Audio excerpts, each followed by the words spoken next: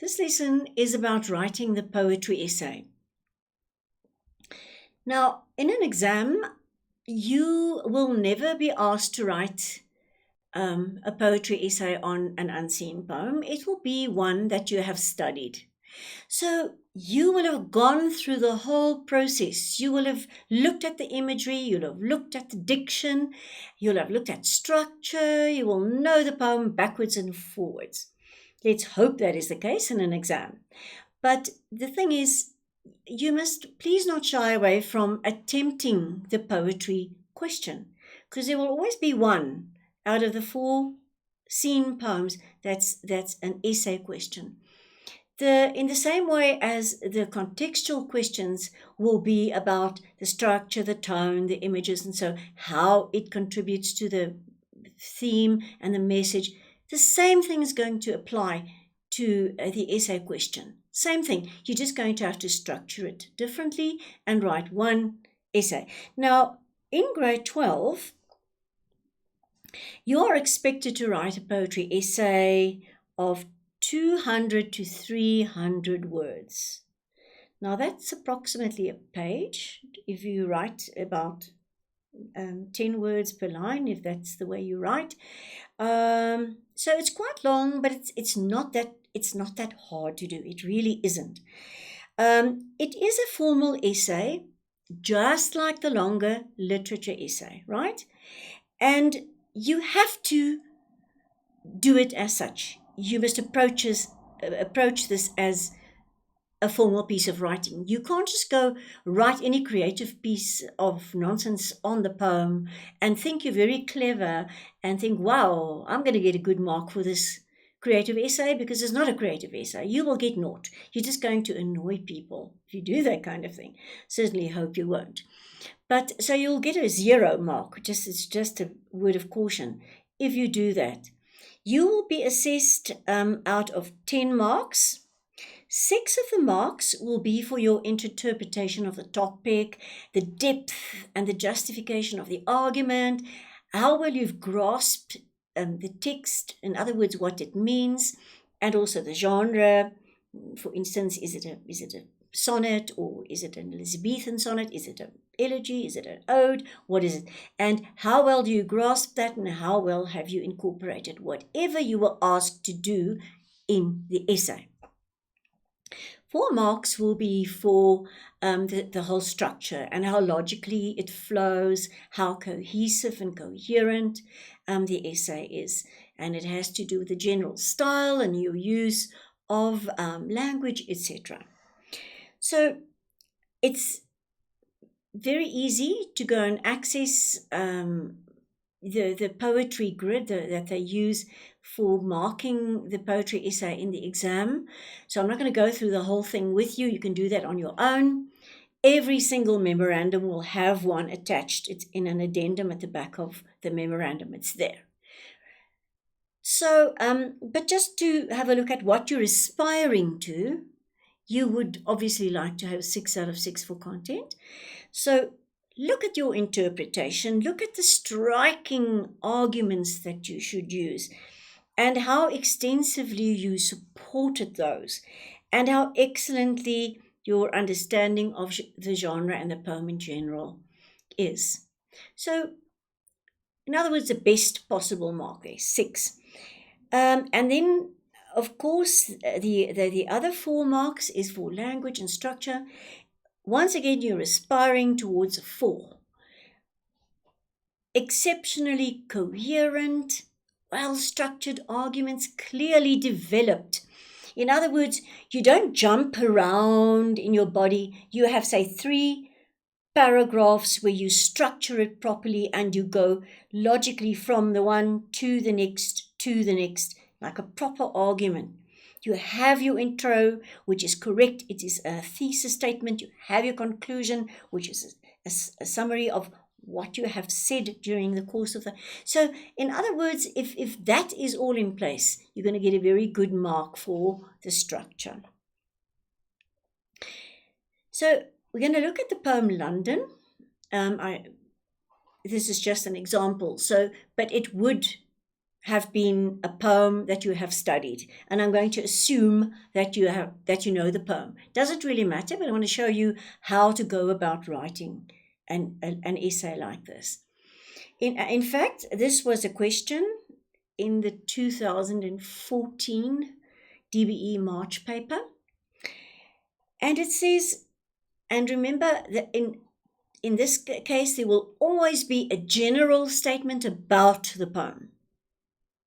And then after that, there will be an instruction. And it's going to say invariably that you have to refer to diction, to imagery, to tone used in the poem, and how all of this works together to give you the central message. But in this case, they don't ask you the central message of the poem. They say, how does the diction, the imagery, and the tone relate to the above statement?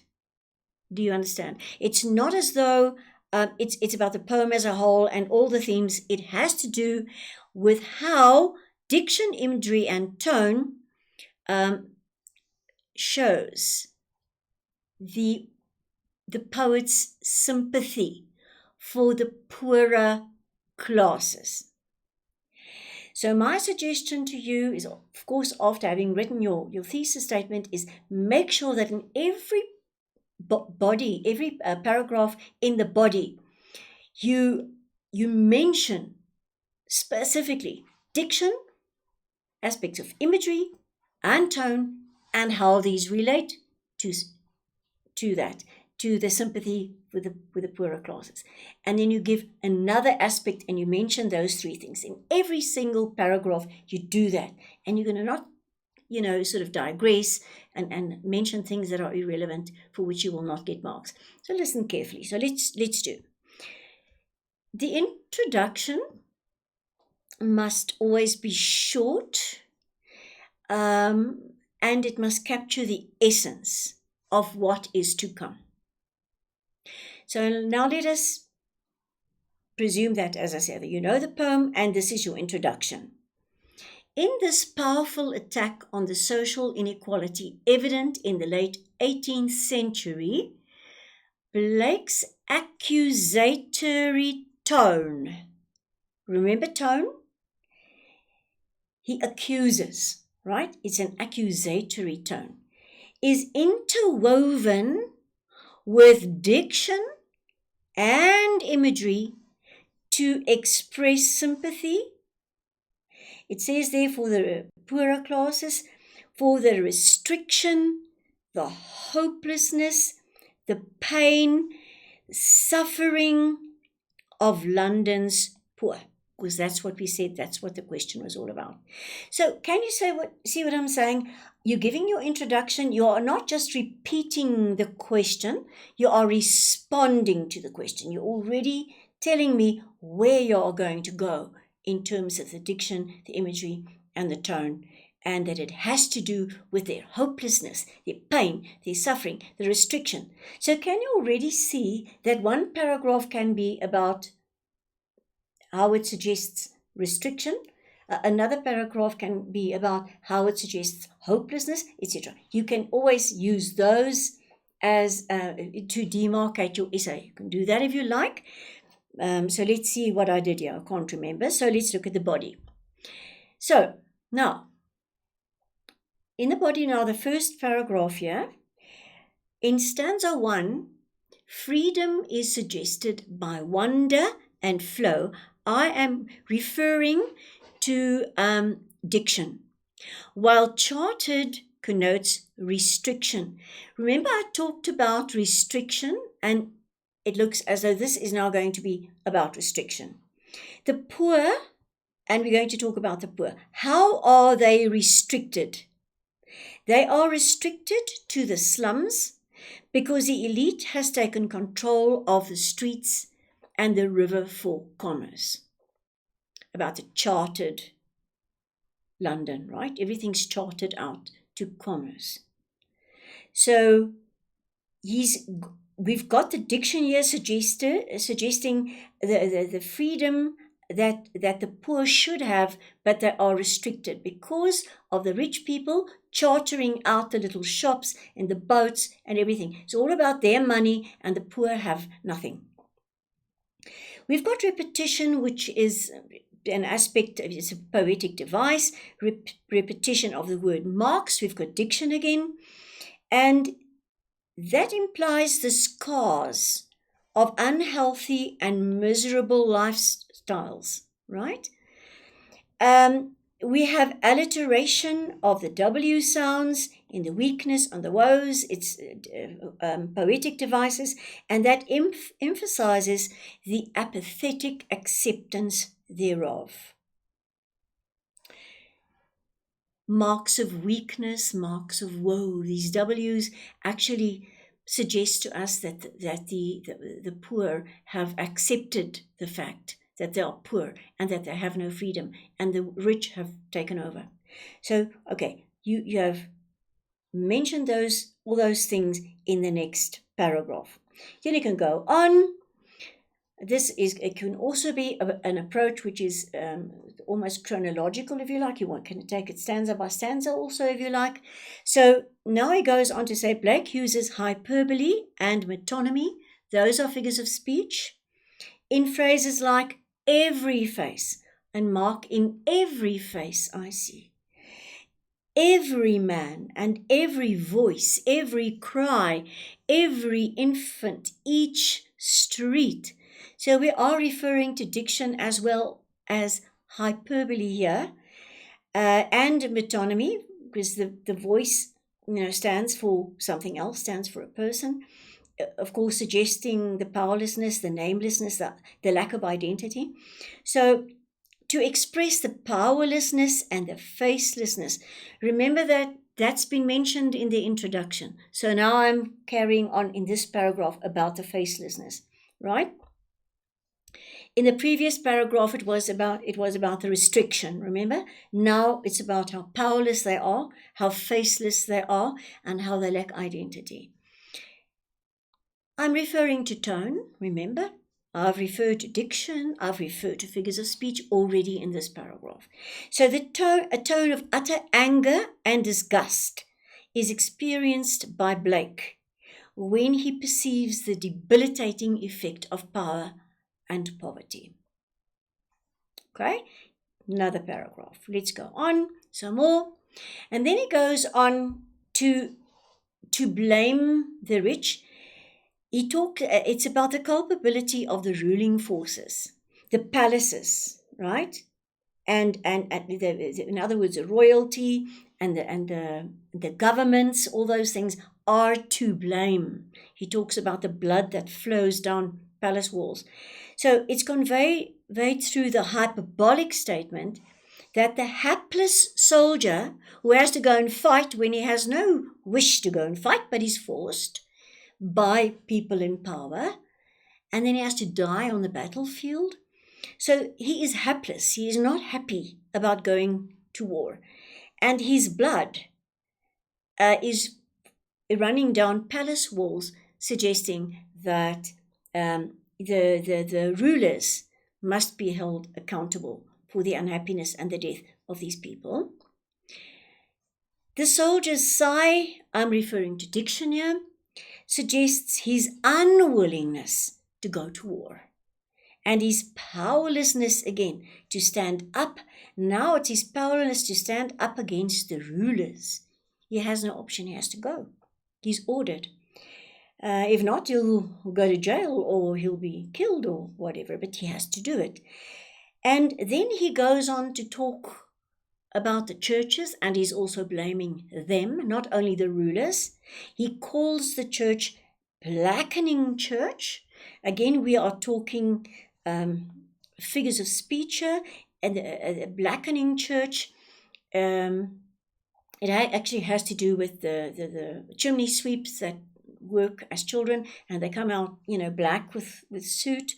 But they are also blackening in that they blame. And they don't want those children around, the poor children, because they're dirty and everything. But they don't embrace them and say, come hither, this is a church. So he also accuses the church. The blackening church refers to the corruption created by the church's avarice, in other words, their greed, and also their desire for power. It blackens the poor chimney sweeps instead of welcoming them into the bosom of the church. So can you see that you are giving your argument and you are substantiating what you're saying by referring to aspects of the text itself? Your poetry essays are sort of longer than what you used to be writing in grade 11. So there might be another paragraph, might be 4 paragraphs in the body. Because now you can actually also mention the prostitutes, right? Which is a very, very powerful part of the poem. The prostitute who blasts the baby's cries, in other words, she actually deafens the baby's cries, the hungry baby, because she is also poor and probably an illegitimate child. And the father is probably one of the regular churchgoers who won't accept responsibility for the child. So, but she has to go out at night while a baby cries because she has to go and try and find money. So the prostitute who blasts, I'm referring to diction, the illegitimate baby's cries. By saying that it's an illegitimate baby, I express the idea that I actually understood the poem. Remember that you're going to be assessed on whether you actually understood what was going on in the poem. With her curses and the church-going men who put a blight on the sanctity of marriage give rise to the irony implicit in the marriage hearse, which is of course an oxymoron. I'm referring to figures of speech. I've referred to that, the diction. This oxymoron suggests that marriage, which should denote happiness and loyalty, has become a breeding ground for infection, sexually transmitted infection, and it's called plagues. And as a result of that, misery, death, and disease. Right, so you do exhibit the fact that you actually understood what was going on in the poem. And then once you have done all of that, you're going to conclude again briefly. Wrap it up. That's all you do. You just say this essay illustrates, don't use the word I, don't use first person.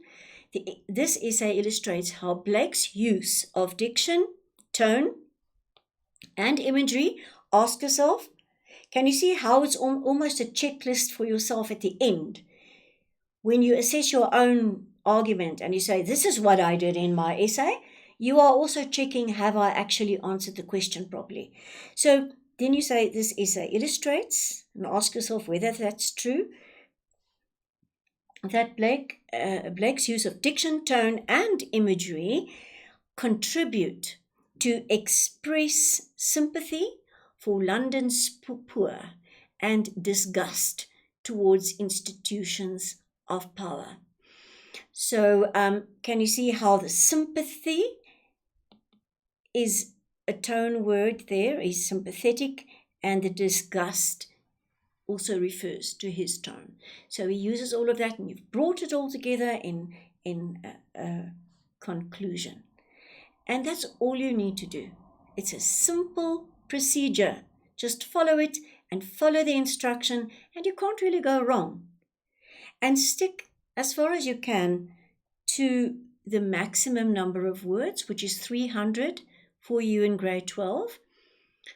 If you write 301, nobody's going to kill you. Don't go substantially over, though. I mean, up to perhaps 5 words is perhaps okay, but stick as closely as you can to the 300, because then you can give substantial arguments and justification and still work within the limits of the number of words that you have.